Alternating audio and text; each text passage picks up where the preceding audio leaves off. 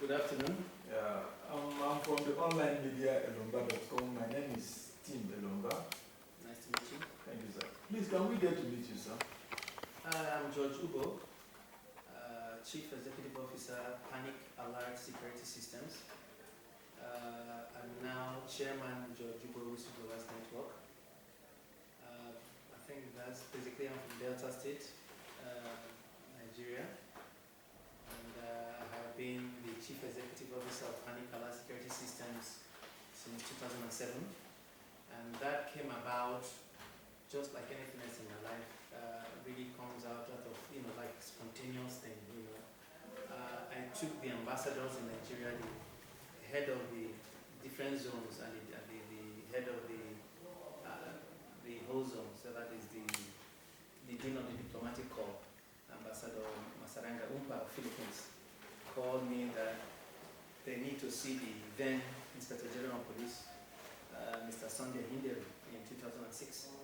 So on December 7, 2006, I led the ambassadors to the IG's office.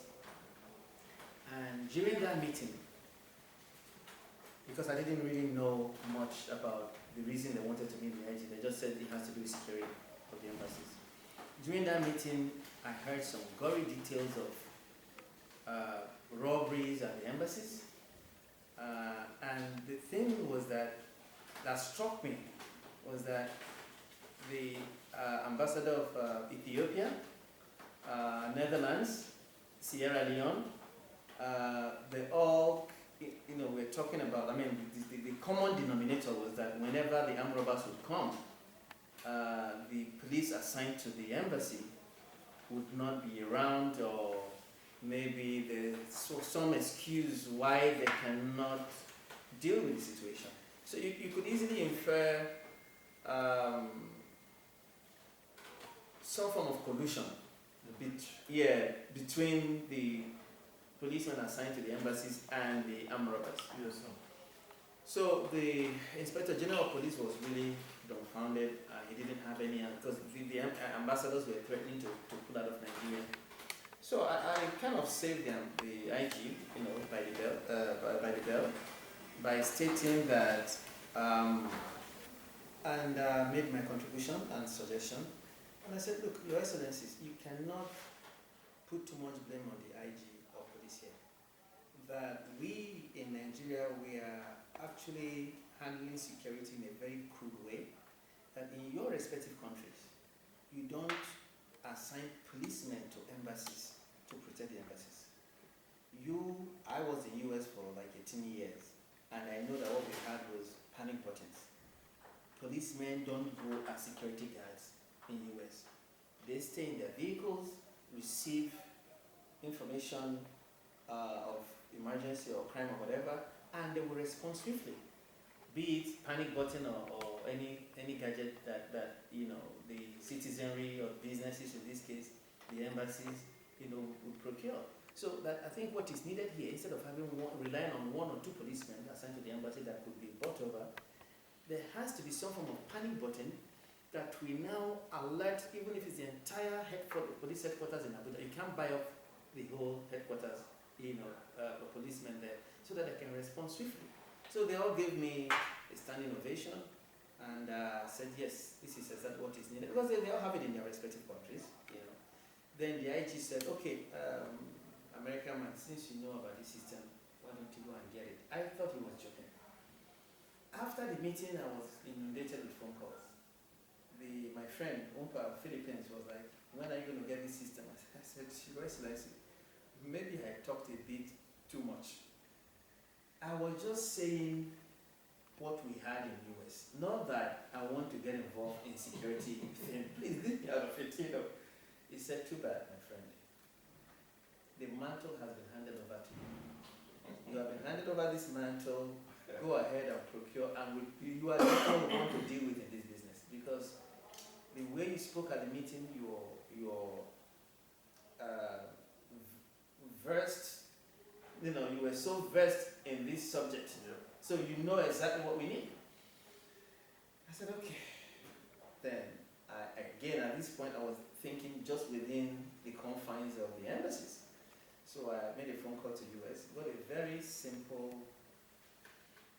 security gadget, and my cousin in UK, of course, Steve. So we got a panic button, more like a transmitter and a receiver. So the embassy would have boxes like transmitter, and the main console would be at the first headquarters as a receiver. So say Embassy of Japan is in trouble, they will press the button. Yes. It will register at the first headquarters as Embassy of Japan, so they will respond. Then I called a meeting to do my presentation to the ambassadors, and they all loved it. The South African ambassador, High Commissioner, was like, "Where did you get this system?" I said, "From the US." He said, "That figures that it doesn't address the peculiar security challenges we have in Africa."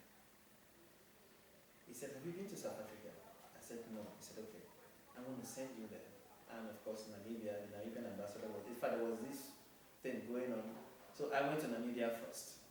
Because when the South African ambassador just said it, it was the Namibian ambassador, High Commissioner, that acted first. So I went to Namibia, got my training, went to South Africa.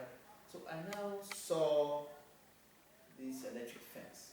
So it dawned on me that, okay, because we build with perimeter fence in Africa, in Nigeria, that is why you need to start your security from the fence. And, again, I wasn't really into the technical side of it. My thing was to procure and come home. And the guy was like, "No, we cannot sell you this system because it's very, very dangerous. Wrong connection, somebody can be electrocuted. So you need to take the course, you need to take the training." I'm like, "No way." So again, after much convinced and everything, I took the training, came back, and I felt, "Hey, why should I secure just the embassies?" So opened my office, and the rest is history. Now, as I was opening up my office in 2007, I was admitted to attend the National Institute for Policy and Strategic Studies. Again, I always say that everything that happened is just out of spontaneity. So at NIPS, I was given again the mantle to lead the groups that review the extant policy on security and defense in Nigeria. So we were to review the entire security structure and defense. Took our study tour to Defense Industry Corporation of Nigeria, DICON in Kaduna. So we now came up with a communique. After extracting the security situation in Nigeria, we found out that the worst security challenge we have is lack of swift response. Not just to crime, even medical emergency. If you remember the Dana air crash that killed my very good friend, retired AIG John Amado. I was supposed to travel with him actually on that one. The pilot, the Dana pilot, actually radioed Mayday in emergency. He hovered around up in the air for like 15 minutes before the crash landed, and they roasted like chicken for hours. Now, the same thing happened in New York, Hudson River.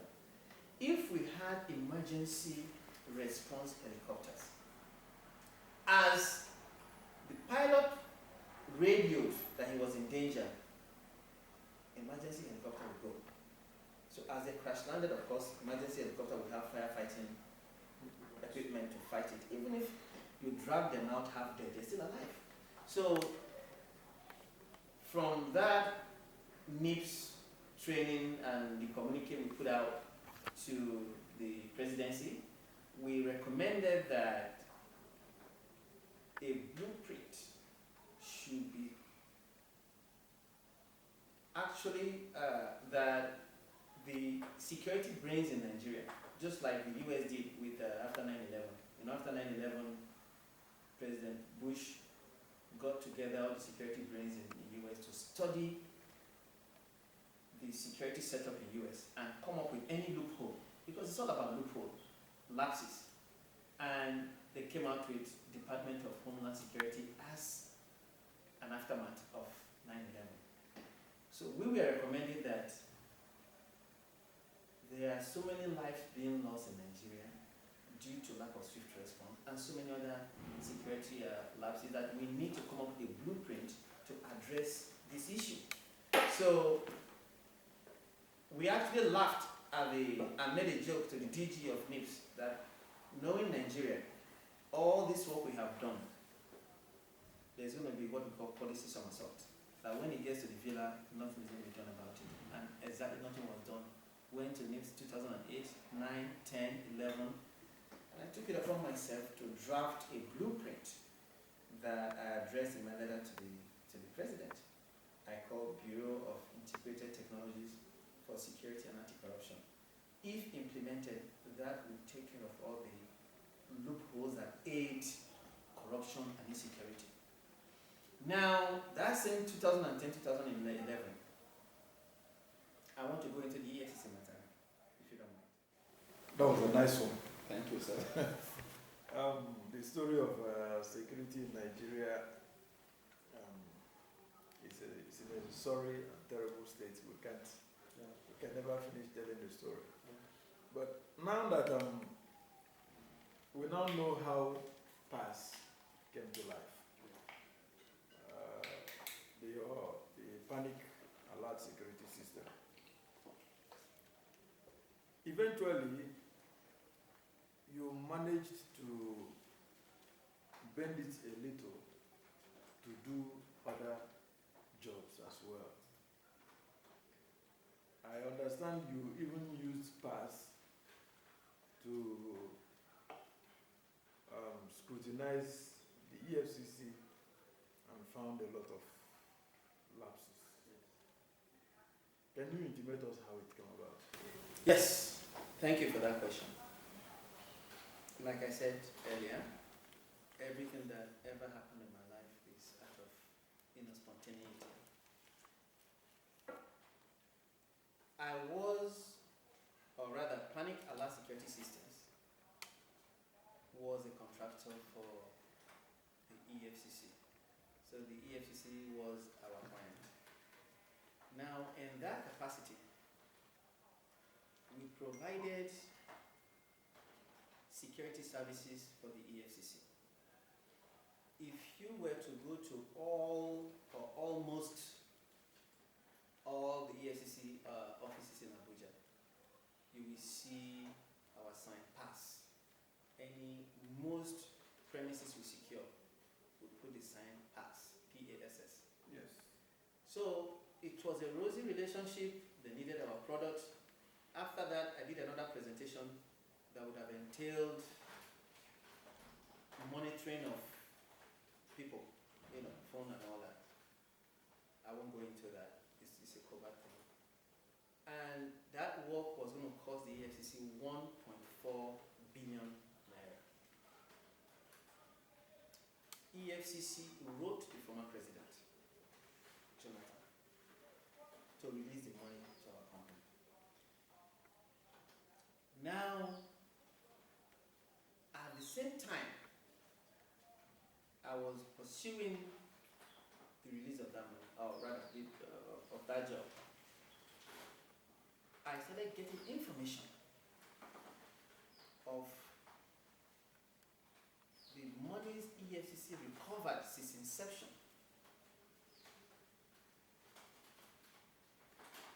That they were not remitted back to the federal government, to the Consolidated Revenue Fund. So, in 2013, I had boxes of evidence, and I had to talk to myself. People have asked me these questions many times. At what point did it happen? Like I said, and I always say, I just snapped. I could not fathom the fact that the agency saddled with the responsibility to fight corruption has collected 2.051 trillion from criminal suspects, out of which they have remitted back only 6.7 billion, leaving a balance of 1.993 trillion. The spirit God deposited in me, George Uboh, for me to be part of that organization will be a huge travesty. I know I will have to settle, or rather wrestle with conscience attack for the rest of my life. So I had to sever my relationship with EFCC to fight them. Now, even to fight, there was a strategy. If I were to come out swinging full force, I know it was going to be a very tough, a very difficult fight. I now said, okay, the former president, Jonathan, is from Bayelsa State. Bayelsa is involved in this matter because monies, or rather assets, EFCC seized from late DSP Alamesia, they meddled with those assets. I said, okay, let me try the president. Let me start from his own state and see how he will react. I met with the late DSP Alamesia, showed him the evidence I have. He was like, you are a genius. Everything you have here is correct. Those people seized a lot of assets from me and stole the same things they said they claim I stole. And he said, I'm writing a book. I want two of us to collaborate on it. I said, fine, no problem. But right now we can do something about this because they owe you refund. They owe the state refund because really, proceeds of crime goes to the victim. The victim in this case is Bayelsa State. So I now met the state government, the state officials, and they were like, you are correct. The money given back to us is exactly to the last kobo what you have. So we know that if you say we have a balance, you are correct. I say, yes, you have a balance. $1.3 million and about 1.4 billion naira. They said, how do we go about it? I said, give me a mandate. So Bayelsa State in October, November 2013 gave me a mandate to go and collect this money from EFCC. Gave panic alert security systems. Now, panic alert security systems wrote EFCC with the evidence. EFCC wrote back to panic alert security systems, gave us, I believe, December 13, 2013 date to come for a meeting. When we got there, one Mr. Uboh was chairing the meeting because he was the head of the asset forfeiture. And he was like, it was a very short meeting, 5, 6, 7 minute meeting tops. There was nothing to talk about. They have Bayelsa State's money, and they said, before the beginning of 2014, you're going to have this money. We shook hands and we left. 2014 came, January. I didn't receive any alert. We playing phone tags, myself and Uboh guy. February, we entered February, and I felt that they were just dilly-dallying, that they were not ready to pay this money. So I now took EFCC to court on behalf of my client, Bayelsa State government. The day we filed, the news of our filing went viral because it was unprecedented that if you really put your thinking cap on and think back to 2013, who would dare take EFCC to court that they stole money? The almighty EFCC. So it went viral, and the governor then, still the governor now, Dixon, came out through his spokesperson to say that he did not give George Uboh a mandate, that the state is not taking EFCC to court. But the following day, sent for me for a meeting. We met in his private home in Metama. And he said, look, I appreciate appreciate what you are doing for the state. The state needs this money. But my brother, are you not scared to take EFCC to court? And I was watching a sitting governor looking like a fool with all the power you have as a governor. A security agency owes your state money. And you don't want to take them to court when they have the need to release the money. And I said, Your Excellency, but first you put me in harm's way. By coming out to say that you did not give Judge Uboh a mandate, is tantamount to saying that the mandate I have is fake, which is a very good excuse for EFCC to arrest me. So now you are a client that has turned hostile towards me. So the first thing I need to do is to go and clear myself in the court of public opinion. So I had a press conference, showed the mandate, and challenged the press to go and do a forensic test if the signatory to the mandate, Commissioner of Finance, Yabi, actually signed or not. So after that, it doesn't take a genius to understand. If I'm filing a lawsuit against EFCC and my client is fighting me, so you know that that lawsuit is not going to get anywhere, because all they need to do is just file to discontinue the case. So we now entered March 2014. I now received a letter from Bayelsa State terminating my mandate, which was a very good evidence, because how can you terminate what you say you didn't you didn't have? You told the whole world that you did not give me a mandate. You turned around and terminated the same thing you said you didn't give me. That is the kind of corruption. So what I'm seeing now is, if I even wanted to fight EFCC, the fact that I saw EFCC as the alpha and omega, intimidating a governor to chicken out of a mandate the governor gave me, that even propelled my spirit more.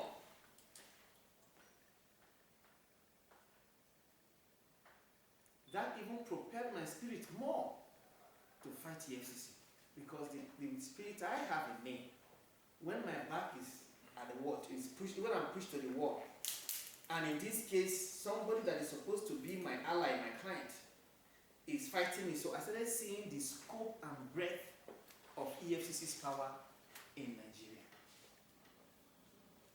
Now, I filed petition to the Goodluck Jonathan on March 31st. On March 31st, 2014. Caption is EFCC the economic crimes watchdog or a dog to be watched. After that, I went to Ethiopia for my doctorate, and when I came back, all the way through the election 2015, as soon as Jonathan lost the election, I gave a big envelope of evidence of EFCC's stealing to somebody very close to Jonathan. I won't mention his name. Very close. And said, you have to tell him that he has the last chance to redeem his image. His image in the international community, which was that as president, he did not fight corruption. We know you are a lame dog, you have lost the election, but you can still act. Do something about this corruption at EFCC. What happened with that meeting, I will not disclose it, but it was not encouraging. It showed me that EFCC had even intimidated sitting presidents. I stored that in my database. On May 18, 2015, as soon as President Buhari came on board, if you check May 18 of this day, I published an article captioned, Start your anti-corruption fight with EFCC, Uboh tells Buhari, and listed a litany of charges against EFCC. And I started filing petitions all over. DSS, NSA, you name it. It was the Senate that responded to panic alert. So the Senate invited me to a hearing on August 25th, 2015. That was when this whole fight against EFCC took a different dimension, because I was able to read out the charges against Ibrahim Lamonde and the EFCC. Part of the charges anyway. You know what happened next. Lamonde didn't show up that meeting. 2 subsequent meetings he didn't show up. Of course, so that is why it is beyond when I needed to correct it, but I wanted to say this to correct it. It's not an allegation anymore. The Senate hearing cannot be allegation. It was allegation when I filed the petition. But since the EFCC chairman then didn't show up, it's like a court of law. So the evidence I tendered had to be taken in total, because they gave you opportunity to respond. You did not respond. That means you have acquiesced to those charges. It's simple. Even in the traditional court back in our village, it's when a party has been given an opportunity to come and defend himself in a by a constituted authority, and you refuse to defend yourself, they will take the evidence of the claimant or the prosecutor or whatever, yes, and rule against you. That was what happened with the Senate. So because they gave Lamonde 3 opportunities, he didn't show up, the Senate prepared a report that Lamonde should be arrested. It's just that his attorney, Festus Keyamo, rushed to court to keep that case in abeyance. So that issue had been adjudicated by the Senate in my favor. That is the issue with Ibrahim Lamonde in August. In September, I wrote a petition. Don't forget that when President Buhari came on board, it took him time to appoint the ministers. So the Ministry of Justice was being headed by the Solicitor General and PAMSEC of Ministry of Justice, Abdullahi Yola. I wrote a petition. I went straight to the ministry, sat with Ibrahim Yola, gave him the petition against the EFCC, caption petition against EFCC to remit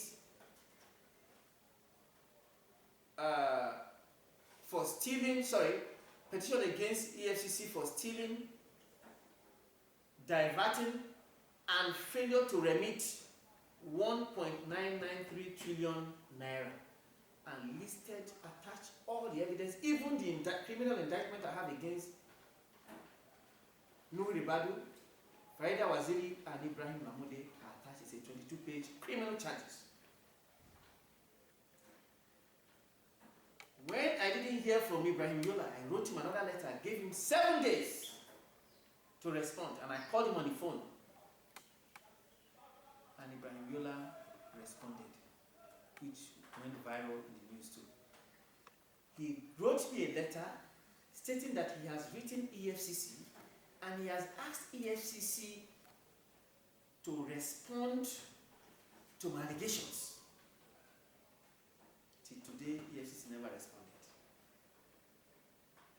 Now, Lamonde was sacked, if I'm not mistaken, November 9 or so.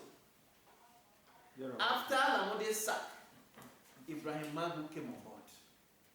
I now wrote Ibrahim Magu now went to the Senate, to the House of Reps Committee on EFCC, House Committee on Drugs, Narcotics, and Financial Crimes, headed by, I believe, Ayodele or somebody. Now, this is the trick there. The guy heading that committee used to be Chief of Staff to Lamonde before he ran election and won election, and became the chairman, House Committee on Drugs, Narcotics, and Financial Crimes that oversees EFCC. Yes. Now, Magu quickly rushed to that committee to state that all recoveries by EFCC are intact. That anyone insinuating that EFCC meddles with recovered exhibits is lying. On the one hand, you have the superior chamber. The Senate has ruled, looked into this matter, found Judge Uboh's allegations meritorious based on the fact that Ibrahim Lamode didn't show up, and ordered his arrest. Now you have the lower chamber inviting Lamode's successor to come and state that the same issue that Senate indicted Lamode on of meddling with recoveries, to say that the recoveries are intact. I now sent a letter to Ibrahim Magu applauding him for stating that all the recoveries are intact. That means finally he has found the 1.993 trillion EFCC has failed to remit to the federal government. And I gave him 7 days to remit the money and copied Attorney General. Now we had Attorney General, who I was already liaising with because I knew him because he was Attorney General. He promised me he was going to fight this issue. So Ibrahim Magu did not respond.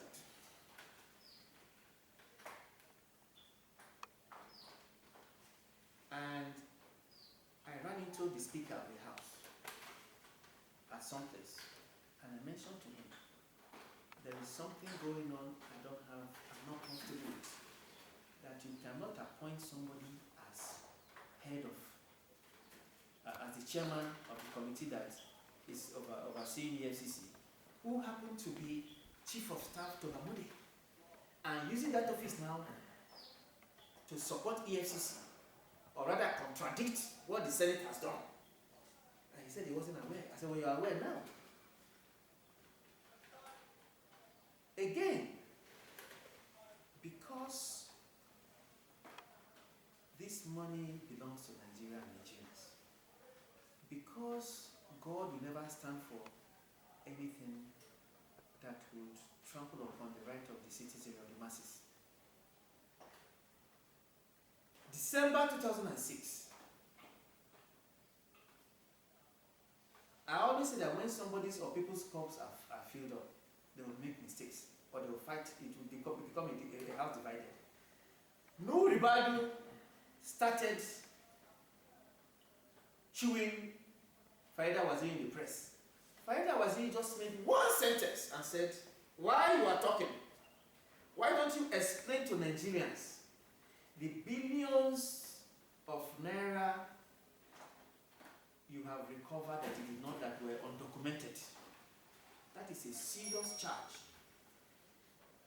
And it is very painful that Nigerians are so intimidated by EFCC, they are not looking into the gravity or the egregious nature of Waziri's statement. When a law enforcement officer, I hope you understand that just like a religion, where a Bible is our holy book, Quran is the holy book of Muslims, as a law enforcement officer within the periphery of your work, your exhibit record is the holy book. Exhibit. So if you are taking exhibit and you are not documenting, that is a serious offense. In fact, I have so many cases in US where drug enforcement agencies, FBI, if you arrest somebody, you seize money from that person and you steal that money, they are dismissing that case. And that is where this is heading. All the criminal suspects that EFCC convicted, if they can show that EFCC meddled with their assets, that is pure prosecutorial misconduct. And the remedy for that is dismissal of that case. So, with everything that has happened, and now Farida Waziri capping it with this statement, I felt it was proper to write the president, because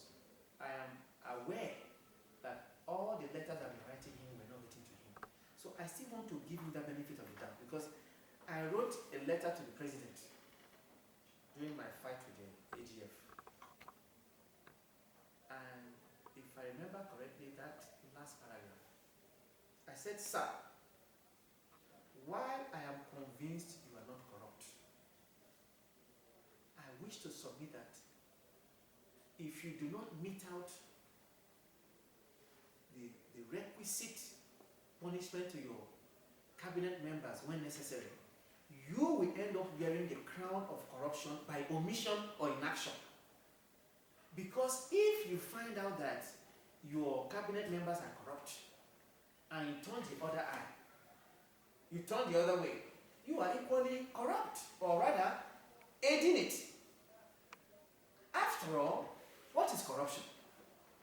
We are beginning to look at corruption in Nigeria, just the financial aspect of it. If you go into the research of the word corruption, during the time of Julius Caesar, Aristotle, people like that, corruption, there was no really money. Corruption was in the context of abuse of power. When the bourgeoisie, the ruling class, would abuse power, that is corruption. And even when the word bribery, when it became bribery and corruption, when the word bribery came, they still recognize that you have to abuse power for that financial benefit to come. For instance, if you are talking about contract scam, a minister or a pansec in the ministry have to abuse power before they award that contract to somebody that is not qualified. I hope you understand what I'm saying. So for a sitting president not to question an erring minister, you have abused your power. Because if you did not do that, the minister would have been punished. I hope you understand my analogy. So that is the essence of it. So I now decided to write a letter after getting the intelligence report that the president was not receiving my communication, so that the president can see this letter